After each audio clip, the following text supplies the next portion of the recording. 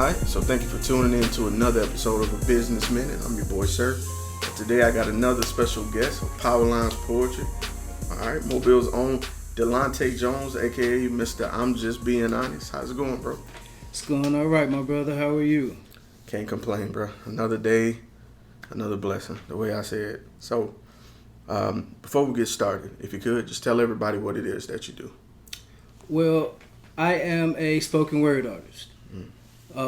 Some would call me a poet. You know, they kind of go hand in hand. What I do is I kind of call it realism poetry because I take personal encounters of mine and some of the things that I've seen and come across in life and try to translate it in a way that people can understand it and it's easy to digest, so to speak. Okay. So a lot of my poetry comes from my own personal experiences in life. Okay. All right. And how long have you been doing poetry? If I had to count back, I would say now about 17 years. Whoa. I was 12 when I wrote my first piece. So I do have the math off a little bit, but I'm 34 now. So it's been a long time. We can round. We can round. I understand. I just turned 32 last week. Yeah. So I completely understand. My math has never been great. Yeah. So I like to round myself, so don't feel bad. All right. So if I may ask, like, what inspired you to start doing poetry? Well, inspiration. Well, where I come from, there are a lot of lessons to be learned from where I'm from. Right. To put it lightly. And I just noticed in my neighborhood there were no role models. There was nobody that could stand up and be held accountable for. So, you know, when I was coming up, I always said I wanted to do something that made a difference. And give the people in my community something, or someone rather, to look at and say, you know, if he made it and he's successful, I can make it too. So that was my whole mission. All right. So doing this for 17 years plus, were there any obstacles that you came across that kind of defined a little bit more of why you do this and who you are? Yes. It was a lot of stuff, man. It was a lot of me dealing with my own personal issues. Coming from a broken home, you know, I didn't meet my father until I was 10 years old. Wow. And he was incarcerated at the time. So, you know, I was going through that cycle of him being in and out of prison, being put in situations, coming from a single parent household that weren't always the safest. It was a lot that cultivated me. That was part of it. I lost my grandmother at a young age, and I always wanted to do something that I felt like she would be proud of. Mm-hmm. Part of what inspired me to pursue poetry, I always date back to her taking her last breath holding my hand. Oh, man.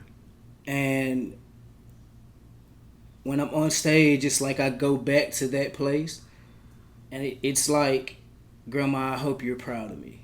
Because, you know, when I was coming up, I had a lot of adversity. There was a lot going on around me that you wouldn't have thought that I would have made it to this point. You know, a lot of people said that I wasn't going to live to see past 19.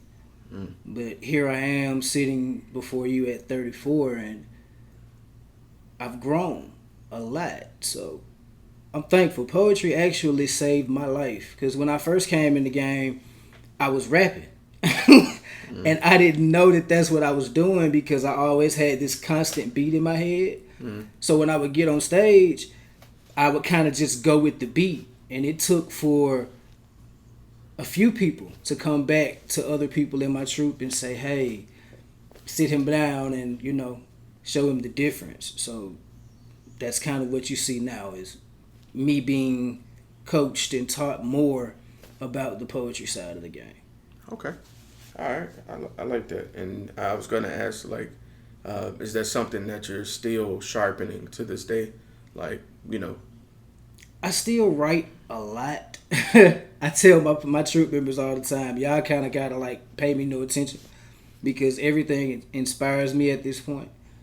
But if there was something that I could sharpen up, it would be my image.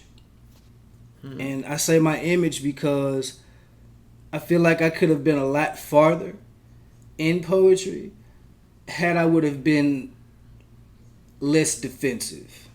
It's kind of like the only child syndrome. You know, I didn't have any brothers and sisters that were here coming up. It was always just me.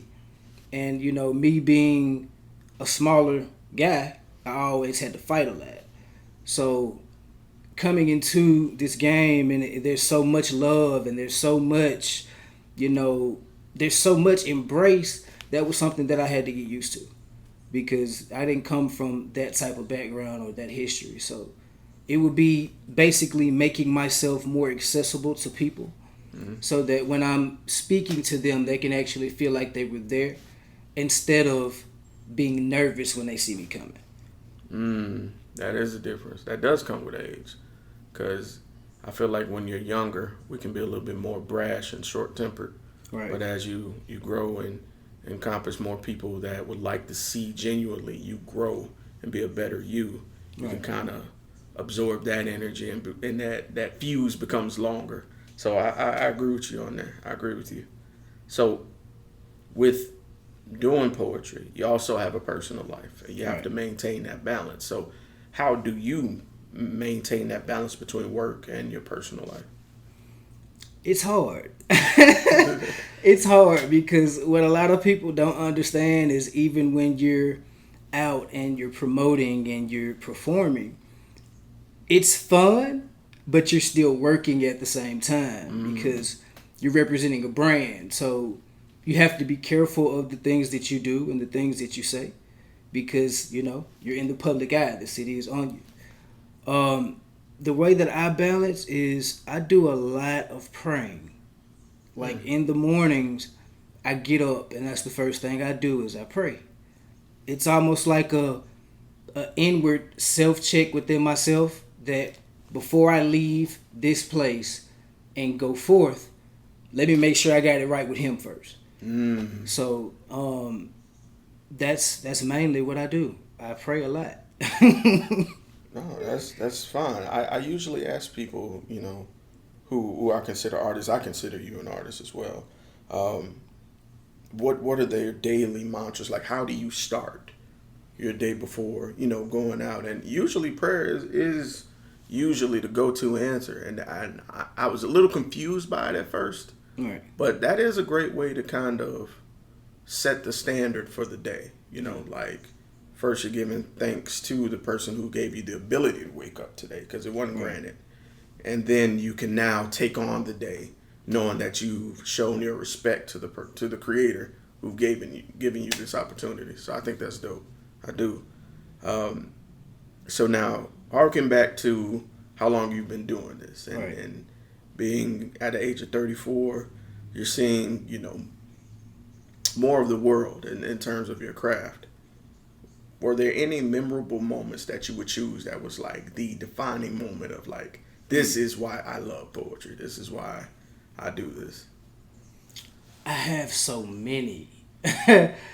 Wow. If I had to pick one though, it would be before I even became a part of the brand. We were at a rooftop poetry show that we did, and we were still kind of, you know, performing, doing the open mic, but you know, people don't notice about me, but I was kind of shy. So for a long time, I would never like come out to the front. I would always come in, hey, speak to everybody, kind of do my thing and leave so that I wouldn't get noticed. And immediately after that performance, in between that performance, I remember Roz coming to me and Raina, and she had tickets to, I think it was the Color of Spring Ball. And we didn't know that we were going. And me and her both cried in the elevator, like right there on the outside of the elevator. And then, you know, I'm trying to hide it and cover my face and stuff. And, you know, Roz comes in and she sees us like this and she's like, what's wrong? And then here comes everybody else. So it just did something for my spirit and for my heart to let me, she let me know that, you know, I really care. You know what I'm saying? That was the first instance I stopped looking at her as just my poetry president, and I feel like then she became my friend. So that's one of my most memorable moments out of this. Okay. And I appreciate you being open about that, because with being a guy, you know, we have to put up that front up to a certain age, right, that, you know, no tears, no nothing, no emotion, strong. Right. But as you grow, you learn that the stronger ones are the ones who are able to take that time to decompress, show that vulnerability, and move on and continue to grow. So I give you kudos on that. And my next question is kind of the inverse of that most memorable moment question, because usually people think of that as a high point. I want to ask about the low point, because, you know, through every mountain there is a valley at some point. True. So at any point did you feel that you wouldn't be successful? And if so, who or what changed your mind? Yes, there was a point where I felt like I wasn't going to be successful. And that was around the time that I was converting from being just an open mic artist to now representing a brand. Because there were things that I was being told, but at that time I didn't understand what they meant, because all of this was kind of new to me. I had been writing for a while and, you know, coming to shows, watching, listening to the performers, but never me just thrusting myself face forward into it. It was around that time that I kind of questioned whether or not I was going to, I guess you could say, amount up to the rest of the people in the troupe. And it took for, I love Carl. Oh, Shout out to Butter So Fly. It took for her to come to me and tell me, you're different for a reason. I was so focused on trying to be what everybody else wanted me to be that I didn't take the time out to really focus on what I brought to the table. And it was just a different, unique style. A lot of them have coined me as Mr. Misunderstood, because I'll have a way of saying something or relaying a message, and it may hit one person one way, but somebody else totally different. So if I had to pick a defining moment, it would have been my crossover during that time, because I really wanted to quit. Like, nobody knew what was going on behind the scenes. But, you know, it was kind of, to me, in my mind, it was almost like I was pledging a fraternity. And, like, man, we went through it. But in the end, it was all worth it. Like, I really consider these individuals, all 7 of them, to be my family members now. So, coming from a place of not really having a tight-knit family, and now everybody is embracing me and showing me how to love, I think it's dope. And I want to see how far it goes. You know, I'm starting to learn, like, the person I call my dad, my best friend's dad, actually. He told me something that stuck with me. He said, God makes no mistakes. In terms of the people you meet, in terms of the decisions you make, there's always a lesson or an underlying reason for it. And I think when you meet people, it may be uncomfortable at first due to it being change, but if you're uncomfortable, that's good, because that means you're growing. So as long as you grow and you're around people that are doing stuff that's positive, that are genuinely interested in you and making you a better person at what you're doing, you can't beat that. So that's the best kind of crowd to be around. That's the ideal family, whether it be blood related or not biological. Family is just a group of people who are just supporting you and wanting you to do the best job you can. So that's a blessing. That is not a lot of people can do that. I didn't always look at it like that, though. I'm gonna be honest. In the beginning, I felt like, why are they always on my neck? And I just could not understand it. But, you know, Eternity came to me one day and he was like, man, if I don't say anything to you, then you should be worried. He was like, as long as I'm on your neck and I'm pushing you and I want to see you succeed, you good. You know what I'm saying? And it kind of made me look at him differently too. Because in the beginning, I always thought Eternity was the meanest dude walking the face of earth. I knew he was like a joker and he was a goofball, but I always thought he was just real mean until I got a chance to get to know him. Mm-hmm. And I found out that, man, he's been through a lot too. Yes, he has. So it just, it makes me appreciate my troop members more because I know a little bit about their lives and their history. And it just kind of makes me feel like, wow, you know, I'm not the only one. Mm-hmm. So it's awesome, man. Like, I wouldn't trade this feeling for nothing in the world. Poetry is therapeutic, and people say that for a reason. Preach. It is. It's therapeutic, and I love it. Yeah, I agree with you, man. That's why I'm making it a point to interview all of you if possible. The first person I interviewed was actually Rosalind. Mm-hmm. And unfortunately, that was an over-the-phone interview. I didn't get to sit down in person, but I did get to meet her later. Right. And man, the conversation we had just from an initial meeting was one of the best conversations I ever had. She's so open. Right. And she told me about her relationship with her grandmother, her relationship with her father, just how that affects her. And I have this snippet of her conversation on a previous episode of the podcast I did where I was keep listening to it because she was talking about not giving up. Right. And it was so inspirational. And it wasn't a piece or anything. She was just speaking life. Right. And I listened to it from time to time just to keep me going and see that on that aspect.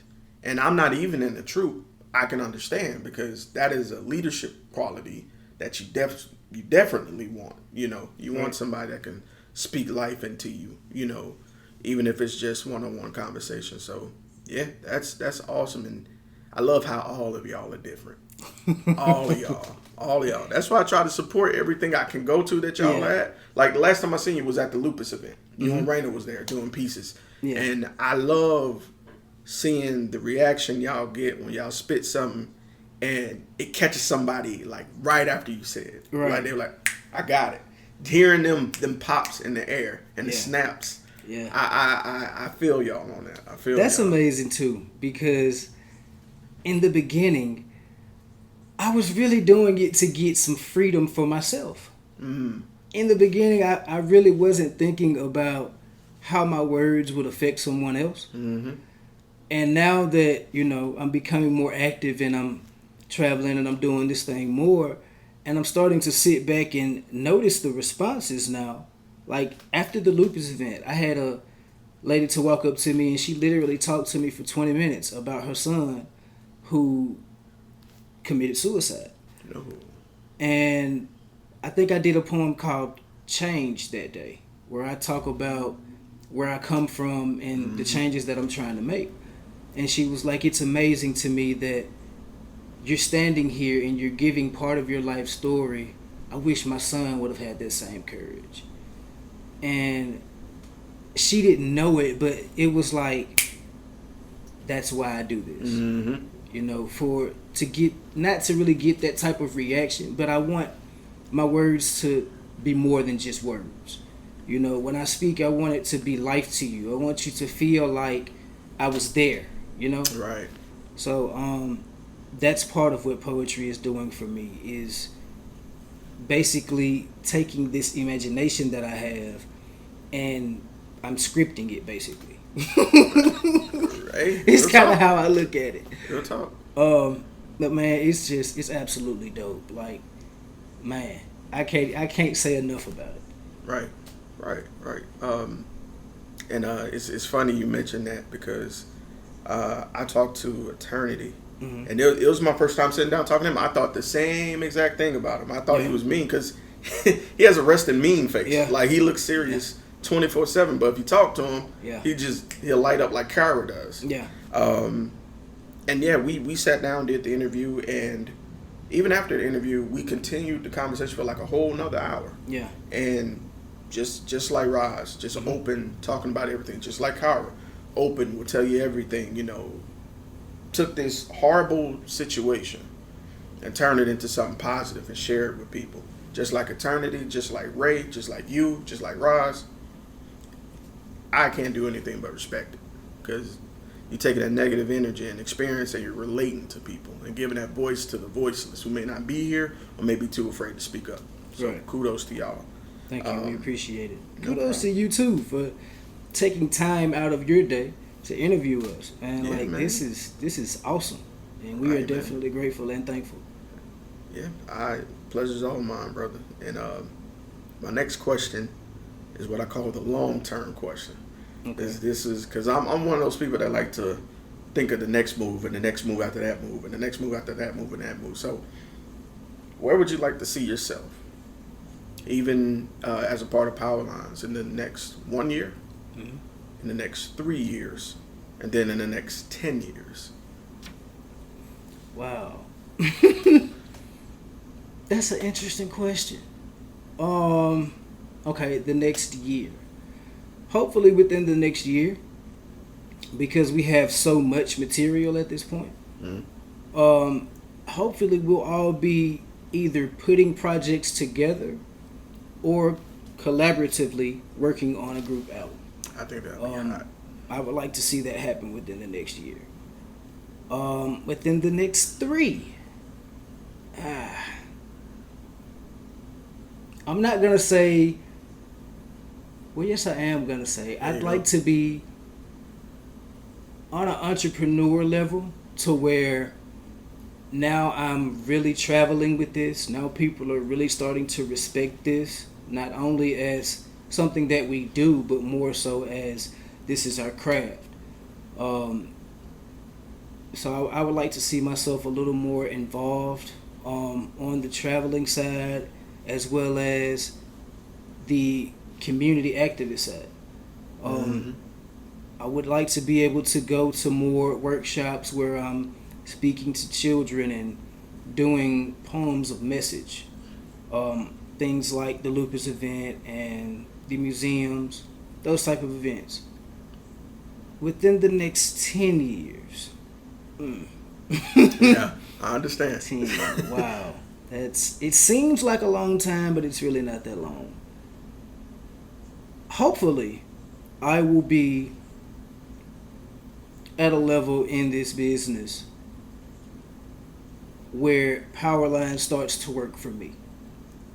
Okay. What I mean when I say that is I won't have to say it anymore. Mm-hmm. People will just know. You know what I'm saying? Like, at this point, without this, I look like a regular person. But when they see that, it's like, I don't know, it's like the light bulb goes off and, oh, he's Powerlines. But, you know, without it, I'm just Dalonta. So, yeah, within the next 10, I would like for it to be like, I would like for people to know, okay, yeah, he's Powerlines Poetry. You know, I want to do more than just speak and spit. You know, I want the words to penetrate. I don't know. I don't really know how to explain it. I want to be more than just an artist. You know, I want to give back in every way that I possibly can, because in giving back, it helps me to deal with my own issues and not really focus on them, but find positive, creative ways to get through them. Okay. That's something that I always taught myself, is the more that you help someone else, it takes you out of a depressional place or a place of anxiety, and it puts you in a more better state of mind. Right. So, you know, I would love to be traveling and doing more of those type of events in 10 years, you know, being kind of like a statue of the brand, like Cara and Eternity and Roz are. They've been doing this a long time too, you know, so humble. That's something that I would love to remain, whether it's 1, 3, or 10 years from now. I want to always remember to stay humble, because without it, I don't think I would have gotten to this point. If I had came in the game arrogant and, you know, like I knew everything, I think I would have been shunned instead of the message really getting across. So that's, you know, an inward thing that I deal with. No matter how popular, quote unquote, you may get with this, remember where you came from and where you started. Ooh, humble beginnings, man. Humble beginnings. All right. So, Dante, my last question is my favorite question. The reason I say this is because this is the question I dedicate to the people who are listening. Right. This is the question for the person who wants to start out with an idea or a passion of their own and share it with the world, but they're scared. You know, because that first step is always the scariest. You know, even I'm sure you can relate. You know, reciting your first piece, I'm pretty sure you went through it 1,000,000 times before you did it. So, you know, much less sharing an idea of yours with the world to see how they react. What words of encouragement would you have for that person who's just standing on the edge, thinking about taking that chance on themselves, but are too scared to move? How would you inspire them? Well, for one, I would tell them to not ever quit. If you feel like you are talented, skilled in an area, and you have a message that is from your heart that you want to get out, no matter what anyone says, do what your heart tells you to do. Fear will always be the first thing that will set in, but the advice that I would give to anyone starting out that has a passion for whether it be poetry, whether it be artistry, whatever it is that they're trying to pursue, do it. Find something within you that would push you to do it. If it's a relative, if it's a loved one, if it's a neighborhood that you want to be uplifted, find something positive in that fear and utilize it. Because you'll never make that first step until you make that first step. So that would be the two things I would say. You know, step out on faith and don't quit. No matter how bad it looks, no matter how many people tell you no, pursue it. Because it'll be worth it in the end. Love it. Love it. Dalonta, if anybody wanted to get in touch with you, whether it be about poetry, whether it be about Powerlines, or they might just want to have a one-on-one conversation with you, because you're very approachable, obviously. So how could they get in contact with you? Well, you can contact me through Facebook, Dalonta Jones. Also on IG, Mr. Imjustbeinhonest. Also, www.powerlinespoetry.com. You can go there for biographies, all of our upcoming shows that are to come. You can go to that web address to check those out and follow us and see what we have going on. All right. Well, bro, I appreciate you coming through. Yes, sir. Appreciate you taking time out your day to come through here, man. Yes, sir. I'm glad you found the place easily.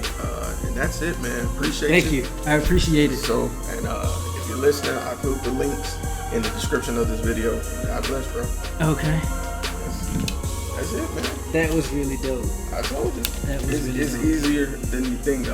Usually people knock you because you know you're used to speaking out in public, but usually people get nervous. Yeah. Or get really aware of what they're saying, but Yeah. you did great, brother. You did great. Shoot. Believe it or not, I was kind of prepped for it. Really? Yeah. I went and I talked to Eternity because I was nervous at first. And I was like, bro, like, you've done this, but I'm nervous about it. And he kind of eased me with, he does this all the time. When I get over nervous about something, he just looks at me and he says, bro, just talk to him like you talk to me. That's literally it. Yeah. So that's what I did. That's literally it, brother. That's literally it, man. So. Yeah.